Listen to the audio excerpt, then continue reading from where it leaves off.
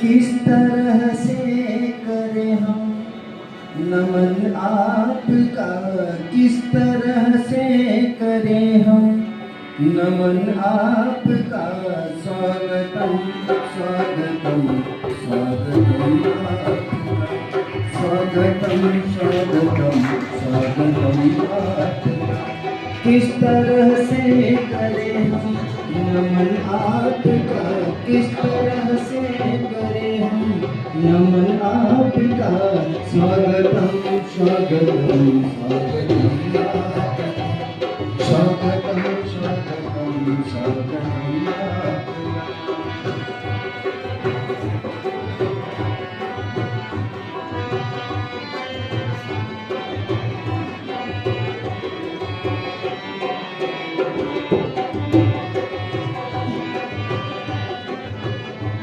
Keshav college में करते नमन आपका, केशव कॉलेज में करते नमन आपका। स्वागतम स्वागतम स्वागतम आपका, स्वागतम स्वागतम स्वागतम आपका।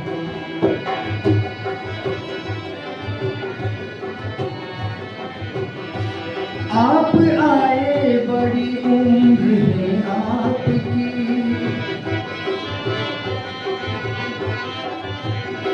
आप आए बड़ी उम्र है आपकी, आप आए बड़ी उम्र है आपकी।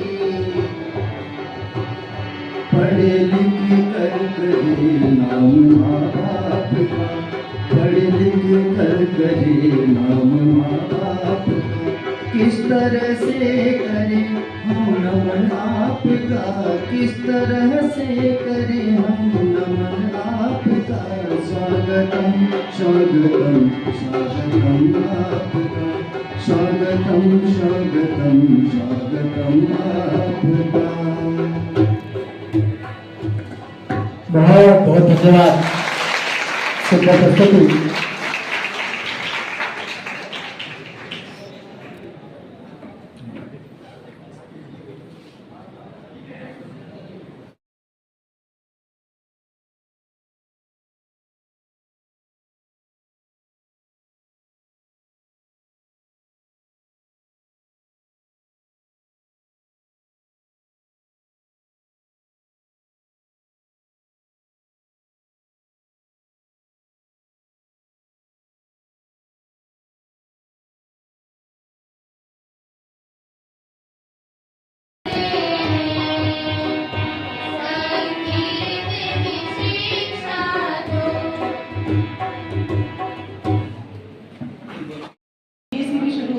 बीए बीएड इंटीग्रेटेड कोर्स भी शुरू हुए, उसके साथ छात्र संख्या भी बढ़ी और 2017 में इस महाविद्यालय को मैंने ज्वाइन किया था।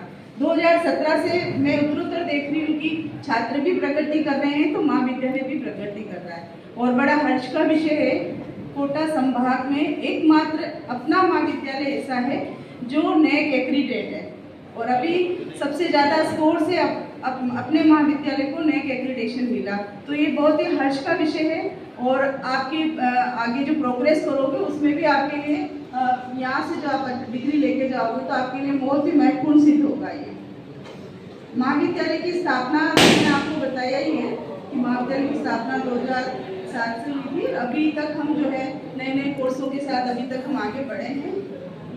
महाविद्यालय में जो कोर्स संचालित हो रहे हैं उसके बारे में भी मैं बता रही हूँ आपको।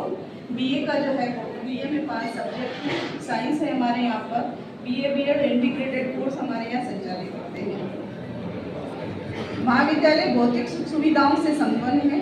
पूरे कोटा संभाग में ऐसा कोई भी महाविद्यालय नहीं होगा जिसमें इतनी भौतिक सुख सुविधाएं आपको प्राप्त हो। हमारे यहाँ 9 स्मार्ट क्लास बोर्ड है, 132 कंप्यूटर है और RACIT का कोर्स भी हमारे यहाँ संचालित किया जाता है।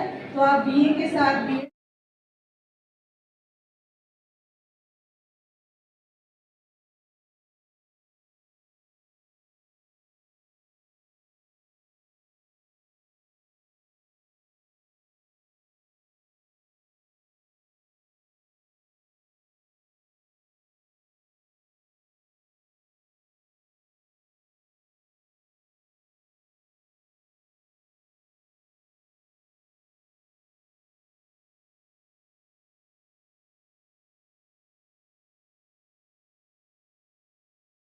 चला रहा है और 2018 में हमें एमए और बीएससी की मान्यता मिली थी। 2007 से महाविद्यालय लगातार सामाजिक गतिविधियों में और जो समाज के जो पिछड़े वर्ग के जो लोग हैं उनके लिए हमेशा से जो सुविधाएं उपलब्ध कराता आ रहा है। अब नेक क्यों अनिवार्य है और आपको नेक से क्या फायदा है, ये मैं आपको बता दूं कि जिन कॉलेजों को नेक की जो मान्यता मिली है उन्हीं विद्यार्थियों को जो वहां पर अध्ययनरत है स्कॉलरशिप की सुविधा मिलेगी। अब बहुत से विद्यार्थी जो ऐसे कॉलेजों में एडमिशन ले लेते हैं और वहां पर स्कॉलरशिप के लिए उनको एडमिशन दे दिया जाता है, फिर विगत वर्षों तक उनकी जो स्कॉलरशिप अटक जाती है। लेकिन इस महाविद्यालय में जितने विद्यार्थी पढ़ रहे हैं और जिनका स्कॉलरशिप से एडमिशन हुआ है, जैसे एससी, एसटी, ओबीसी और भी एक्स्ट्रा, तो उन सबको यहाँ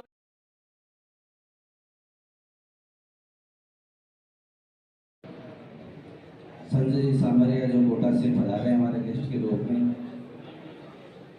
हम सबका मार्गदर्शन करने वाले हमारे भाभी जी रज्जू मिश्रा जी, इस कॉलेज के चेयरमैन पद्मोज दिलावर और सभी हमारे यहाँ के विद्वान असिस्टेंट प्रोफेसर और अन्य इस केसों महाविद्यालय में काम कर रहे हैं सभी हमारे स्टाफगण, नवागंतुक छात्र और छात्राएं और यहाँ इंद्रेंद्र सभी छात्र और छात्राएं, भाई और बहनों, प्रवेश उत्सव हमेशा जो प्रवेश का कार्यकाल रहता है उसमें हर साल प्रवेश उत्सव मनाते हैं।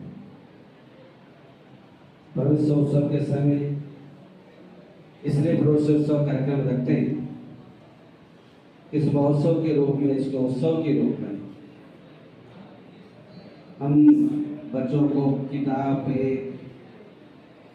वितरण देते हैं, उसका प्रारंभ करते हैं और साल भर की जो गतिविधि होती है उसके बारे में आपको अवगत कराते हैं। मैं इस कॉलेज का निदेशक हूँ।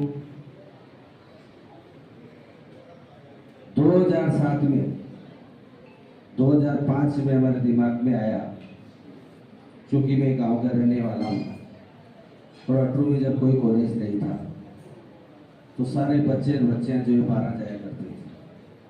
जब 12 जाते थे तो वहाँ पर किसी प्रकार का प्राइवेट कॉलेज नहीं था, गवर्नमेंट कॉलेज था। गवर्नमेंट कॉलेज में जब कट ऑफ निकलती थी तो 70%, 80%, उसके नीचे वाले जो छात्र छात्राएं वो शिक्षा से, उच्च शिक्षा से वंचित रह पाते थे और वो केवल 12वीं पास होकर और वही गांव में अपनी खेती बाड़ी करने लग जाते थे और उनको गांव के लोग बेरोजगार है इस दृष्टि से देखते थे कि बेरोजगार है और खेती बाड़ी करते थे, और जो बहनें हैं वो अपने काम काज में लग जाती थी। बस वो गांव में अपना जो शादी कर देते थे, शादी करने के बाद वो खेत खलिहान में और अपना घर का काम करते थे। इस प्रकार का हमारे दिमाग में आया। हालांकि उस साल, उस समय, जिस समय मेरे दिमाग में सोच आया, उस समय मैं 10वीं फेल था, मेरे से 10वीं पास नहीं हो पाई, लेकिन मेरे दिमाग में आया कि वो शिक्षा कैसे करें।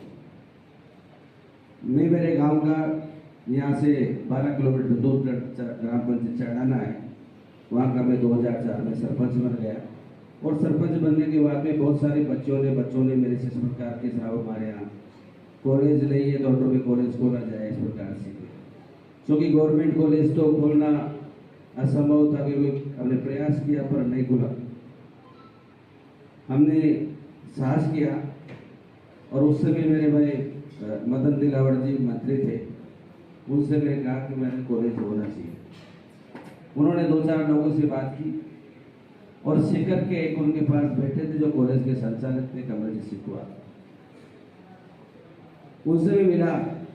उन्होंने कहा यार मेरा भाई भी है, कॉलेज की बात करता है, गवर्नमेंट कॉलेज की बात करता है, इसको कॉलेज खुला दो। मैंने कहा मुझे बुलाया तो मुझे बुला दो। उन्होंने उसी